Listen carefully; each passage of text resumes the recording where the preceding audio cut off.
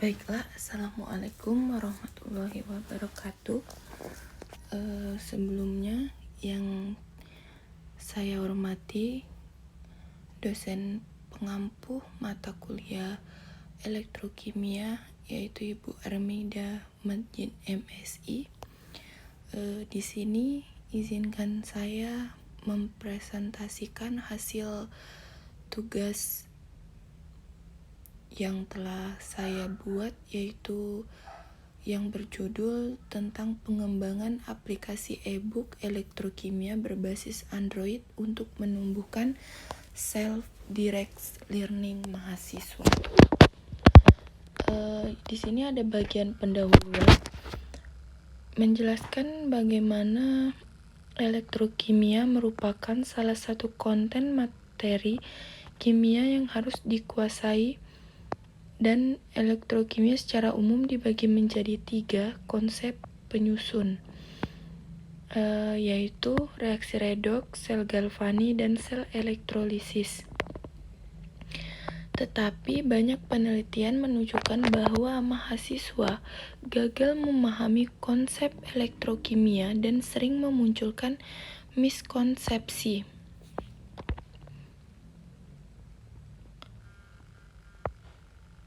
Pada konsep reaksi redoks, sebagian besar mahasiswa dapat dengan mudah menghafal biloks suatu atom tetapi gagal menerapkan konsep biloks pada suatu reaksi redoks.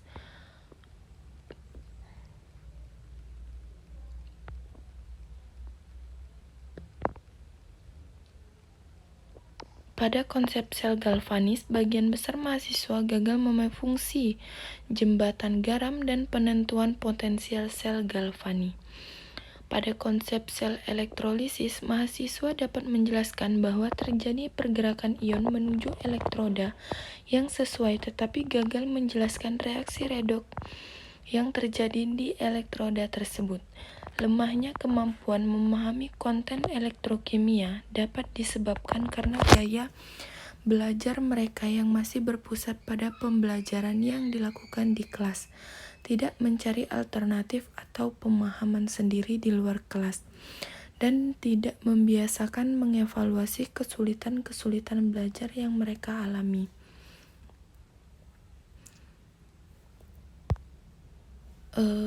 Dalam jurnal yang saya ambil memiliki metode. Bentuk penelitian digunakan adalah pengembangan model ADDIE dimulai dari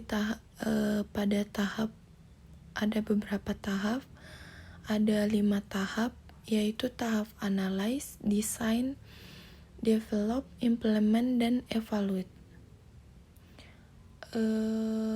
Tahap pertama itu analyze. Pada tahap analyze, mereka melibatkan 10 orang mahasiswa pendidikan kimia FKIP Untan semester 6.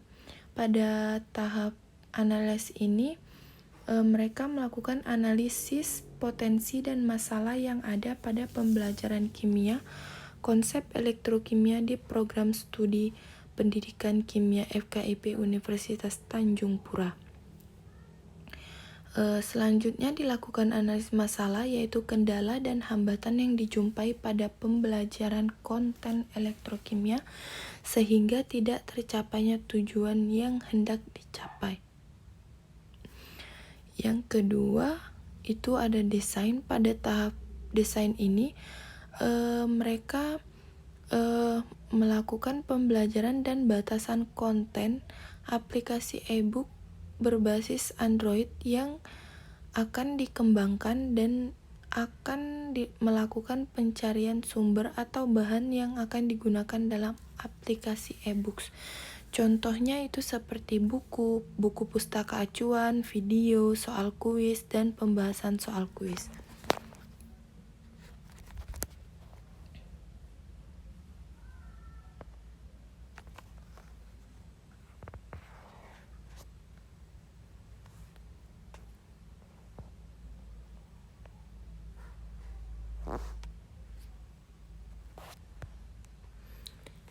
ketiga itu ada develop.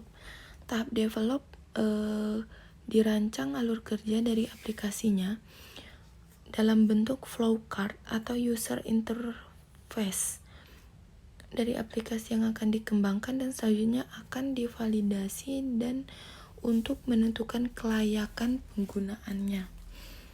Yang keempat itu ada implement. Tahap implement melibatkan 50 orang mahasiswa program studi pendidikan kimia FKIP Untan yang mengambil mata kuliah kimia larutan yang berada di semester 2 tahun perkuliahan pada bagian materi elektrokimia.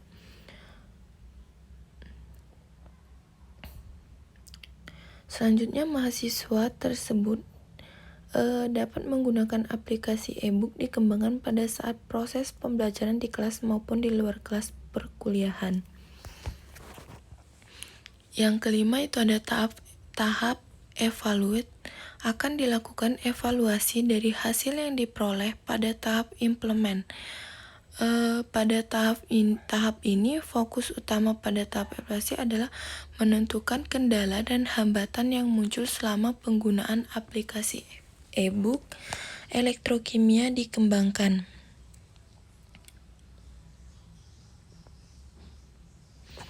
Lalu masuk ke tahap pembahasan. Tahap pembahasan itu pada analyze itu ada mereka cenderung melakukan pembelajaran di luar jadwal perkuliahan, menunjukkan bahwa mereka memiliki SDL yang kurang dan kurangnya kemampuan memonitor diri sendiri dan hanya menunggu penilaian dari dosen, sehingga dapat menghambat pengembangan kemampuan belajar secara mandiri. Yang kedua yaitu ada desain. Selanjutnya mendesain draft e-book berbasis Android agar dapat membantu mahasiswa menumbuhkan SDL.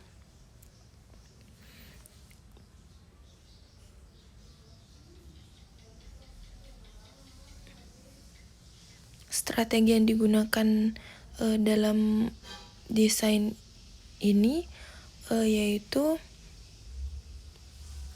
bagaimana mahasiswa dapat menonton atau memahami video pembelajaran secara mandiri dan pemberian latihan soal serta umpan balik pengerjaan dan memberikan kesempatan untuk saling berdiskusi terkait materi yang diberikan oleh dosen. Yang ketiga itu ada desain.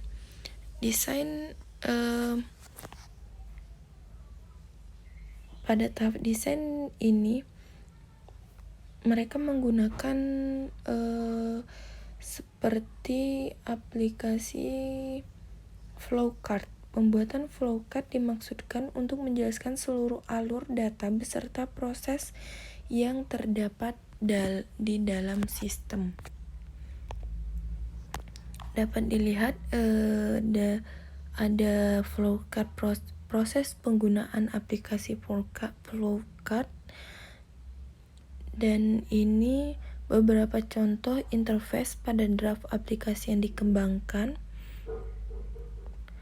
Lalu ada tabel.